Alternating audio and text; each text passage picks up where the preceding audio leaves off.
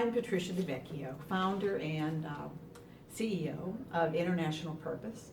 We are a social enterprise working with the international development community, both as a business strategist and in capacity building to help to evolve and modernize the model of how we do work. So we are more entrepreneurial, leading ourselves to the journey of self-reliance.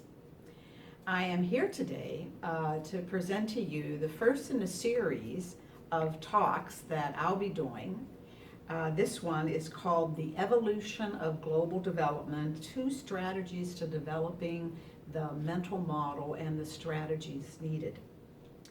So they say our sector is being disrupted and that USAID is transforming, and they're asking us to follow along or be left behind. The Sustainable Development Goals keep moving us forward, and in general, we need to change.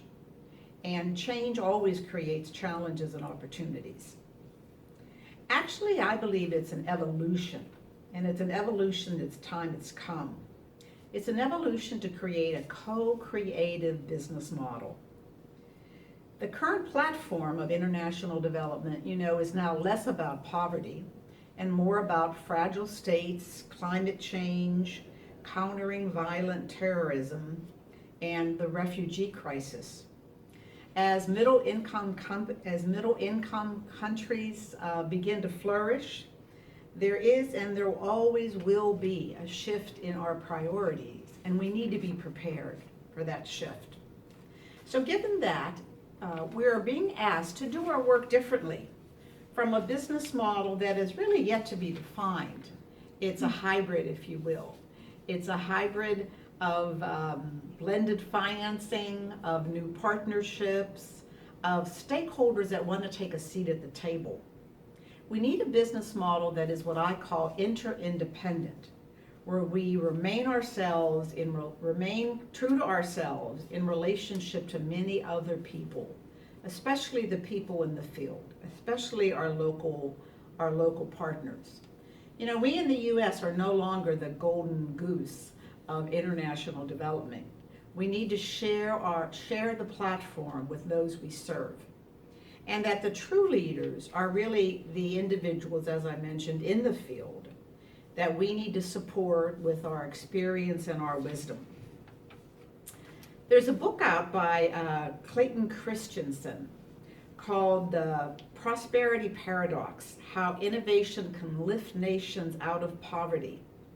He mentions right from the get-go that what if, instead of trying to fix the visible signs of poverty, we actually focus on creating lasting prosperity? Now, doesn't that make sense? And that this will require a counterintuitive approach, but one that could likely cause new opportunities that are not even expected. So where are you in this evolutionary process?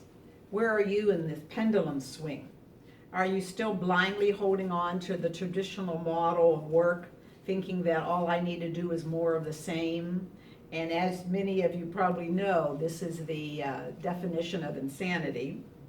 Or have you jumped in with both feet to reinvent and to invigorate your organization? Most of you are probably somewhere in between, trying to figure out how to be more entrepreneurial, what is your unique value proposition, and how do you generate new income streams. Most people that I've talked to in the field see the change coming, know that we have to change, and that change is inevitable. And as a way to bring these other voices into this conversation, I interviewed 3 people who are all under themselves leaders in the field. The first was Roger Bain, who's the Director of Thought Leadership at Pixera Company. He said that he wanted to speak about the emergence of the private sector in international development, that they want to do something that's long-term and sustainable, and they're being pressured to do that, pressured within their own organization and by external shareholders. And because of this, we need to be more open to a business case for development. But right now, he believes there's a disconnect There's a disconnect between international development and the private sector in terms of the language and the motivation. And there's a need to establish mutual benefit, and the leaders in our field need to take that stance. They need to make the business case for international development and create more beneficial, mutually beneficial partnerships. I asked each of these three individuals to leave us with a question. And Roger's question is, do you have a business case for your work today? So to make sustainable change, I believe the first thing we need to do is what I call change the way we change. Now you might ask, well, what does that mean? That we are changing. We've updated our strategic plan. We no longer work in silos. We've reorganized. We now work with DFID. But is this really change, or is this just rearranging the deck chairs on the Titanic? Are you moving forward? This, I believe, is not enough. Mainly because you've done all of this from the same mindset, from the same starting point that's been ingrained in your culture. And oddly enough, we're usually too close to even see that. And not a fault, but just a reality. So here are two strategies that you might begin to use. The first around changing the way we change. That you need to envision that new expanded future you'd like for your organization. That future and value proposition that you need to create. And then step back and look at what are the beliefs, the assumptions, the perceptions that will help you envision that future, and what are the actions you can start today to move forward. For example, if you want to see yourself partnering with a suitable for-profit partner where you've clearly defined the mutual benefits, then you need to start thinking like a for-profit. You need to clearly define the demographics and the psychographics of that for-profit and move forward on that. Create that vision. And from that vantage point, you'll be able to seed that new business model and culture needed to change the way you change that starting point. So the second person I interviewed was Susan Rickley, from the president and CEO of the International Youth Foundation. She said that we all know that our community is being disruptive, and we recognize that. We're no longer the global north or the global south. And starting in 2015, the SDGs provided us with a true commitment to global development. The second point she would like to emphasize is the urgency of the development need and the fragility that exists and that's now challenging us. The traditional approach to international development is not sufficient to meet these challenges. We need to engage the private sector. We need to engage our local partners, our talent on the ground. Localization is being demanded. This will require a true mindset state, a mindset shift. So Susan's left us with two questions. How are you and your organization truly engaging local partners, local leaders, local champions who offer a unique perspective to the community? And the second one is, do you have local partners on your board of directors? I think this is a wonderful question. Do you have young local leaders on your board? And how are you putting them in the forefront? So the second suggestion I have is to start asking yourself a new set of questions. We've already started this process. Questions that disrupt the traditional hardwired line of thought and that evoke new thinking and new opportunities. So here are 5 questions that I'd like you to contemplate, read or think about them, present them to your executive team, pick a couple that really resonate for you. The first one is, what is your unique value proposition? The very first question we asked. And what do you need to do to leverage that value proposition? Second, What is the profile of your ideal private sector partner? Third, what risk do you need to take to instill the changes needed in your organization?